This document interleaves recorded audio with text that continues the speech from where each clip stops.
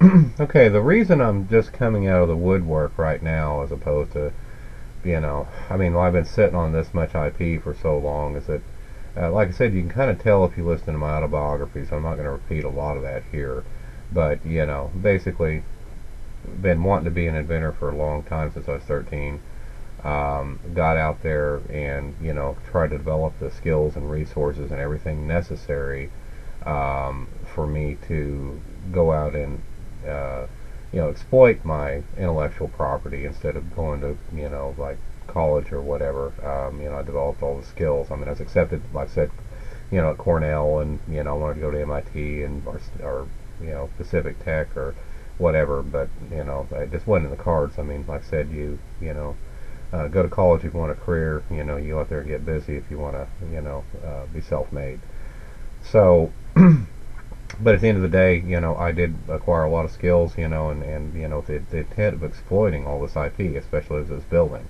That's why I wanted to go into business. I wanted to learn, about manufacturing and everything else, and marketing and sales as much as possible. Even though I suck at it, I've proven that statistically. But the fact of the matter is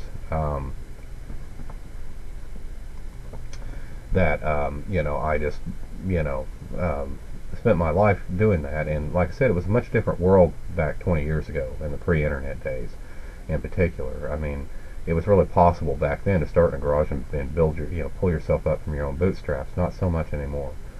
That's kind of the problem. I mean, the Chinese and the internet and crowdsourcing, crowdfunding, all this crap, that's emerged. It's just made it, there's just too much competition, at this point, and like I said, this whole internet advertising thing, I think, is for the birds.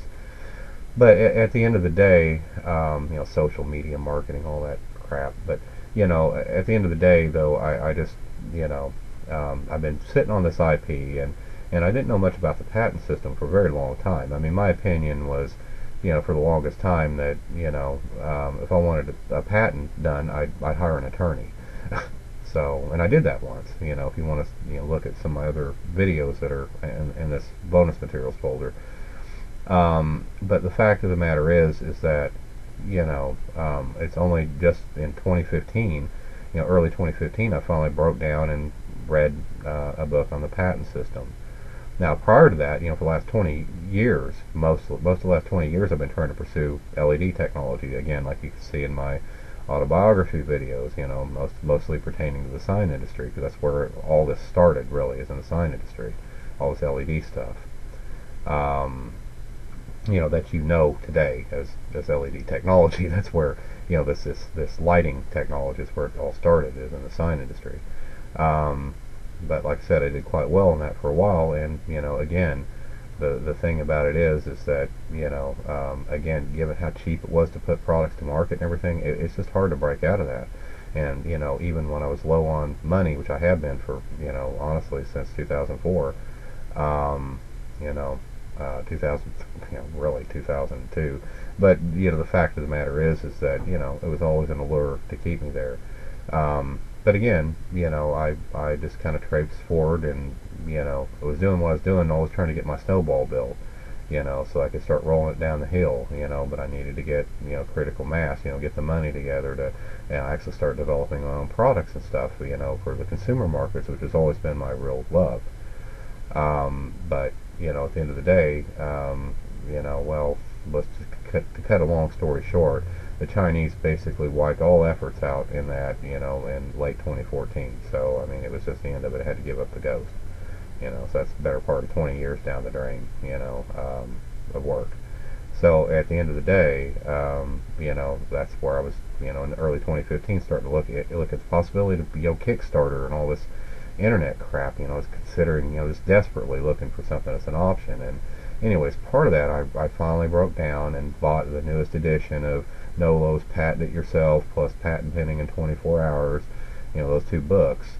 And and I started reading them, and I started seeing that there was a new possibility here. I thought for the first time ever I actually understood the patent system myself, as opposed to just deferring to other experts, like it had been my policy in the past.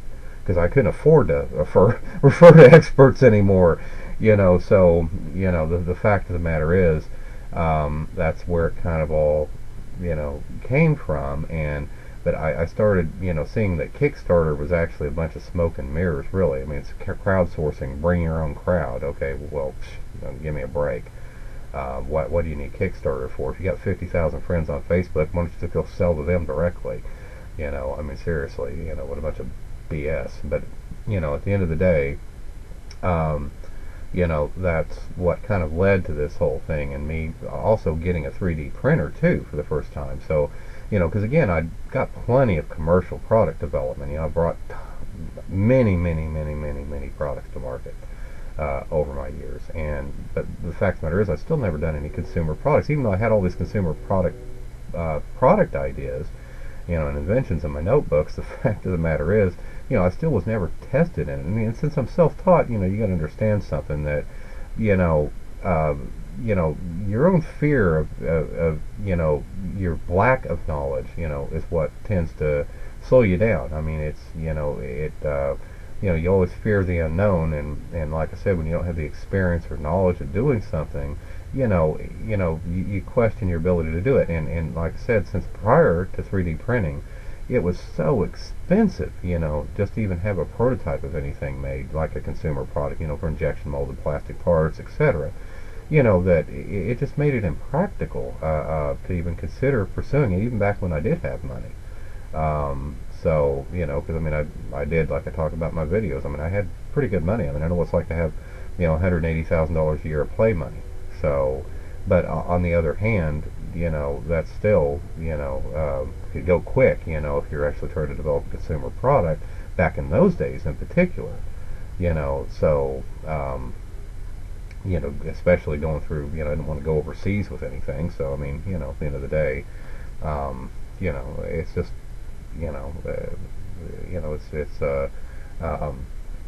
was prohibitive. So, at the end of the day, I, got out there and, went down that path, and that led me to the Kickstarter situation, and then having a 3D printer, I was able to finally test myself out, and for the first time try real, industrial, what they call industrial design, industrial product design, which is really consumer product design. Um, I'm already experienced in industrial design, but I mean, that's what we did: industrial design, electronics design, and manufacturing.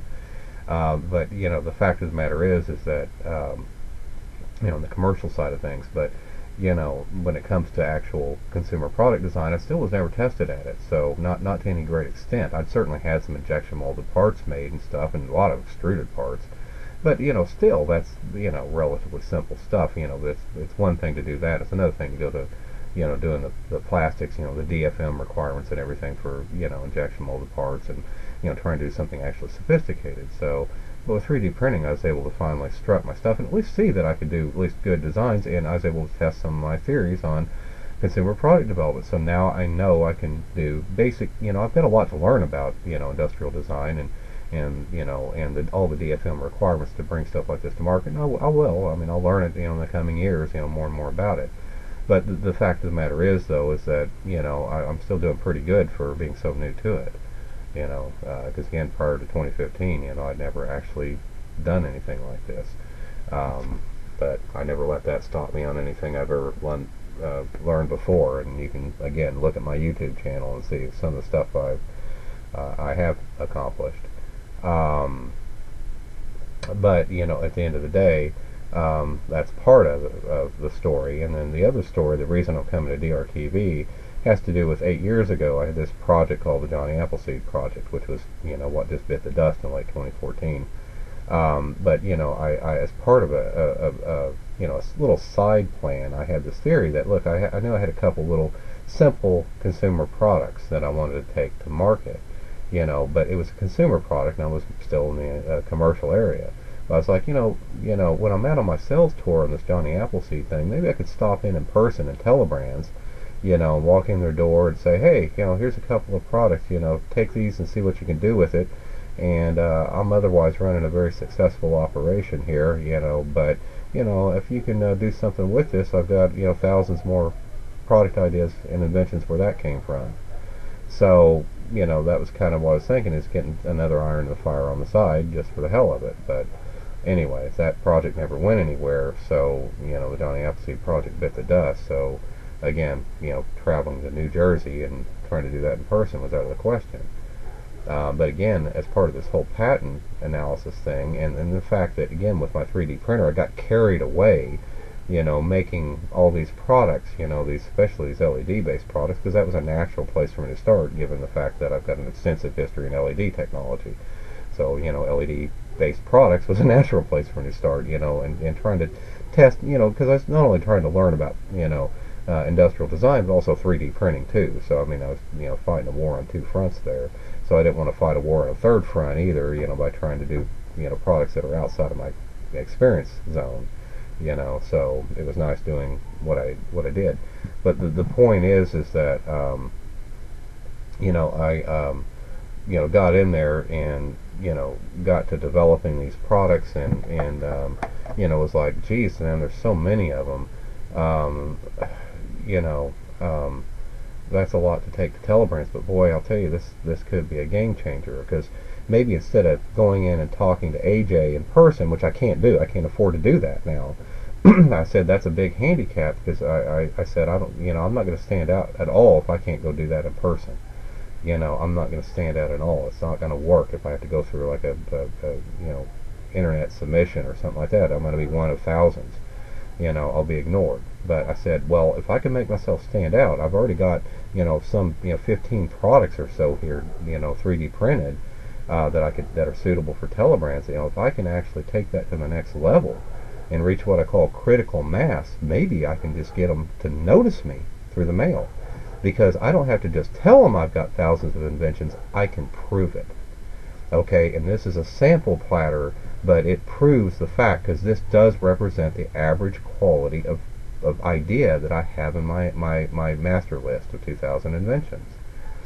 The fact of the matter is, which you can see a sneak peek of here in this bonus folder too, by the way, of half the list. But, the fact of the matter is, though, is that I decided, yeah, if I can prove it, maybe I can make this work on the internet.